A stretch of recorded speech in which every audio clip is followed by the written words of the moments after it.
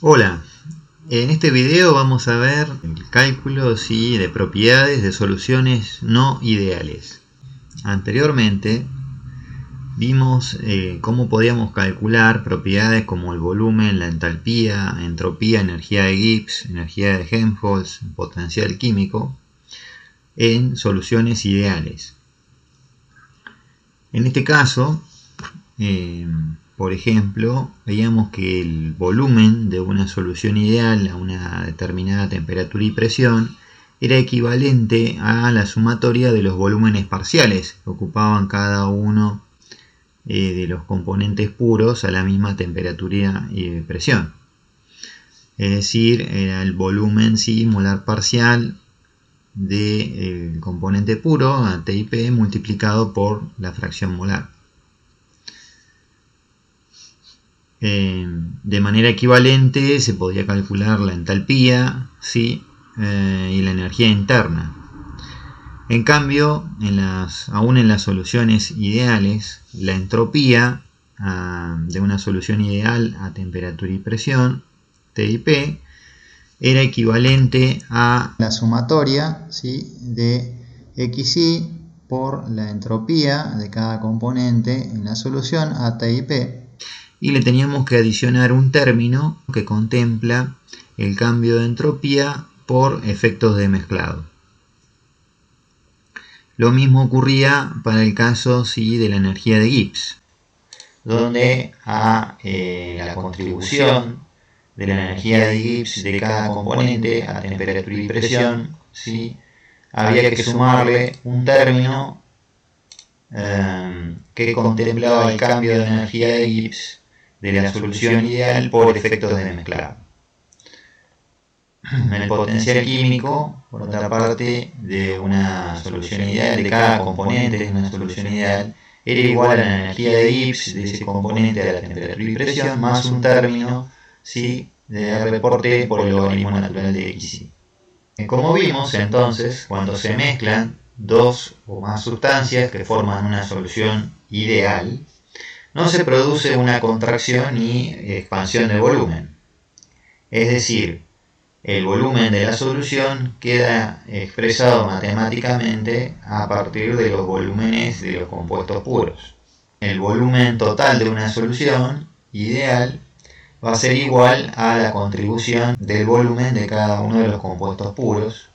El volumen molar de la solución ideal va a ser igual a el volumen molar de cada uno de los compuestos puros multiplicado por la fracción molar, y por lo tanto el cambio del volumen de mezclado de la solución ideal va a ser igual a 0. Es decir, si por ejemplo mezclamos dos componentes, pongamos 100 mililitros de un componente A y 100 mililitros de un componente B, entonces si la solución es ideal vamos a obtener 200 mililitros. Si se preparan 100 moles de una mezcla equimolar de hexano y heptano, es decir, se mezclan 6,57 litros de hexano, que serían 50 moles, y 7,35 litros de heptano, otros 50 moles, bajo condiciones ambientes de presión y temperatura, se obtiene un volumen total de 13,92 litros, es decir, 6,57 más 7,35 litros. Si por otra parte se prepara 100 moles de una solución equimolar de metanol y agua, mezclando 0,9 litros de agua, es decir, 50 moles, y 2,03 litros de metanol, otros 50 moles, a condiciones de ambiente de presión y temperatura, se va a producir una contracción del volumen respecto del volumen ideal. Es decir, la solución de metanol y agua, en este caso, va a ocupar 2,83 litros en lugar de los 2,93 litros que ocuparía si se comporta de manera ideal. Se define entonces un volumen molar de exceso, que es la diferencia entre el volumen de la solución real y aquel que ocupa la ocuparía la solución ideal, calculados a la misma temperatura y presión y composición de la mezcla siempre. En el ejemplo de la solución equimolar de agua y metanol, entonces si tenemos menos 100 centímetros cúbicos de diferencia, 0,1 litros, para los 100 moles de la solución, entonces este volumen molar de exceso será de menos 1 centímetro cúbico por mol de solución. El volumen molar de exceso no es otra cosa que el volumen molar de la solución no ideal menos el volumen molar de la solución ideal. Es decir, será igual al volumen de la solución menos la sumatoria, ¿sí?, de los volúmenes de cada componente puro a la misma temperatura y presión multiplicados por su respectiva fracción molar en la solución. Es igual o equivalente a hablar del cambio, ¿sí?, de volumen en la solución por efecto de mezclado, que en este caso, como no es una solución ideal, va a ser distinto de cero. Entonces, hablar de volumen de exceso y cambio de volumen de mezclado es equivalente. En términos numéricos es igual.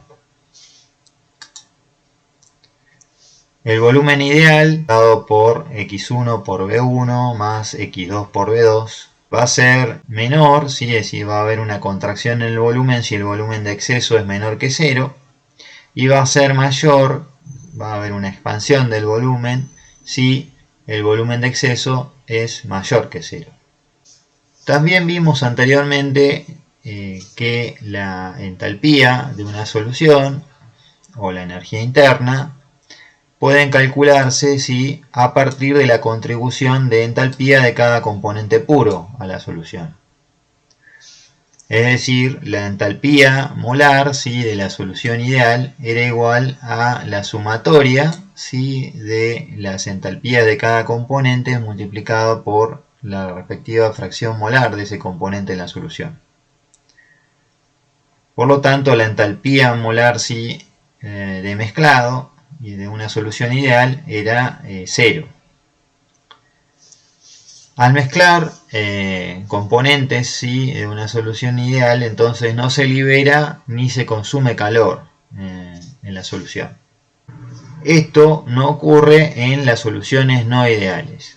En algunos casos se libera calor por el efecto del mezclado, como puede ocurrir cuando se diluye ácido sulfúrico en agua o cuando se diluye soda cáustica en agua.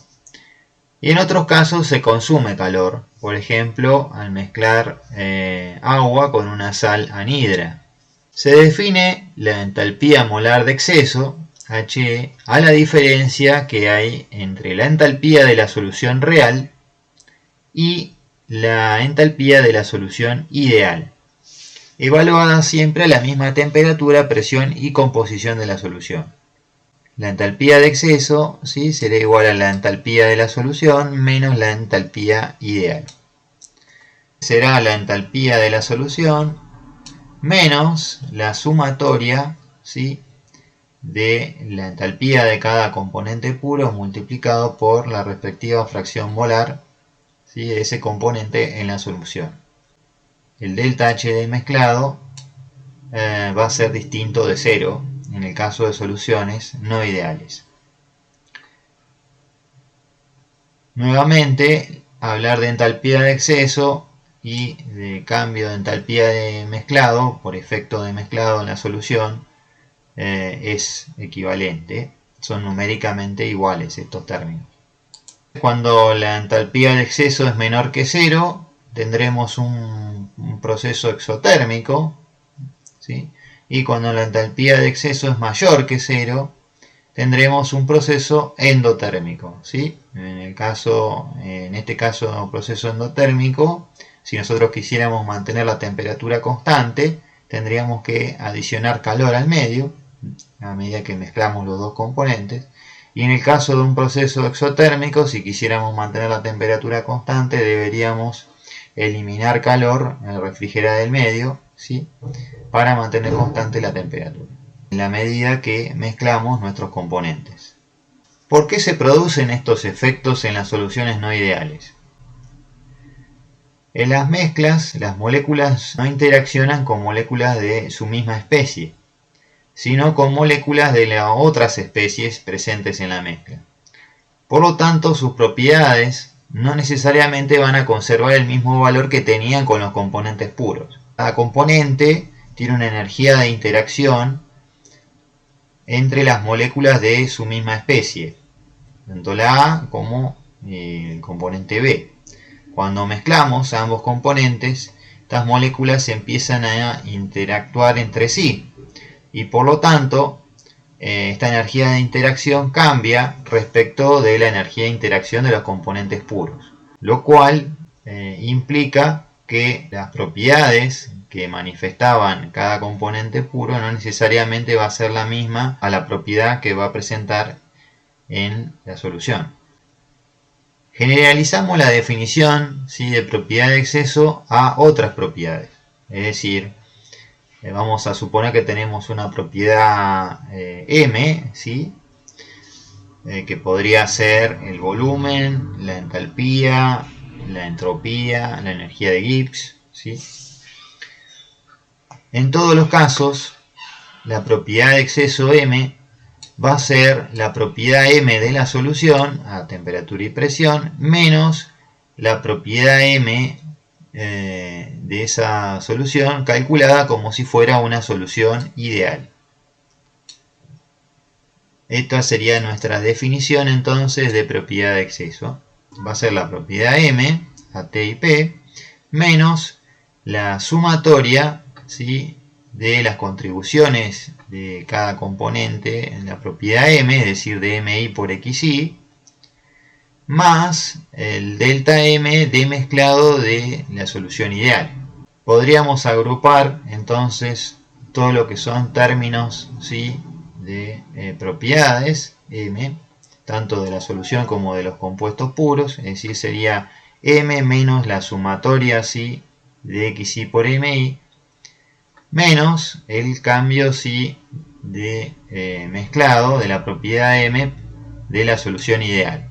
De manera equivalente entonces podríamos definir la propiedad M de exceso como cambio, ¿sí?, de mezclado de la propiedad M menos el cambio de la propiedad M de mezclado como si fuera una solución ideal a la misma temperatura y presión y composición de la mezcla.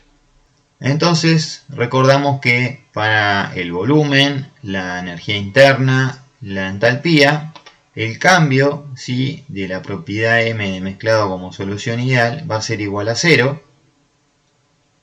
mientras que para la entropía, digamos, vamos a tener un término, ¿sí?, del cambio de entropía de mezclado de la solución ideal, que es menos R por la sumatoria de XI, logaritmo natural de XI, que siempre es mayor que 0, es decir, la entropía, ¿sí?, incluso de una solución ideal aumenta, ¿sí?, por los efectos de mezclado de ambos componentes. Y para las funciones de Helmholtz y de Gibbs tendremos que también hay un efecto de mezclado en las soluciones ideales, como vimos, que es R por T por la sumatoria, ¿sí?, de XI, logaritmo natural de XI, que siempre es menor que 0, con lo cual disminuye, ¿sí?, la energía de Gibbs y de Helmholtz por efectos de mezclado en las soluciones ideales. Entonces, cuando tenemos una solución dada por dos componentes, x1 y x2, cuyo valor ideal de la propiedad M sería x1 por M1 más x2 por M2 más el cambio, ¿sí?, de delta M por efecto de mezclado en la solución ideal, veremos que hay una reducción, ¿sí?, en el valor de esta propiedad M en tanto y en cuanto el cambio, ¿sí?, de la propiedad M de mezclado sea menor a el cambio de la propiedad M de mezclado ideal, es decir, tendremos un M de exceso menor que 0.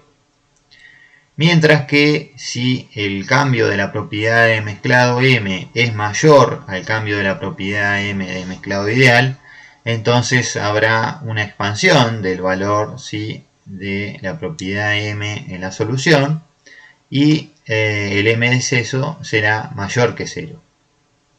Para una solución ideal, ¿sí?, el M, la propiedad M de solución ideal, es igual a la sumatoria, ¿sí?, de XY MI, la contribución de cada compuesto puro con su propiedad M, ¿sí?, a la solución, más el cambio de la propiedad M de mezclado de la solución ideal.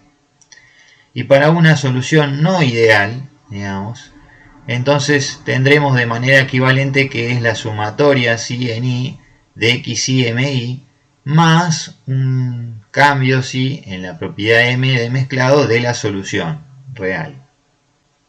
Las propiedades de exceso son altamente dependientes en las soluciones reales de la composición de la misma. En la gráfica, ¿sí?, se puede observar cómo varían, ¿sí?, las propiedades de exceso, ¿sí?, de la energía de Gibbs, la entalpía y la propiedad T por entropía, ¿sí?, respecto de la composición a 25 grados para una solución binaria de agua y dioxano, o otro caso donde vemos de manera equivalente el comportamiento para una mezcla así de agua con piridina a 80 grados centígrados. Como se puede observar, a la medida que cambia así la composición de la solución, se manifiesta un cambio muy importante, ¿sí?, en el valor de las propiedades. Siempre en los extremos vamos a tener el valor, ¿sí?, de 0 de estas propiedades de exceso, porque tendríamos los componentes puros.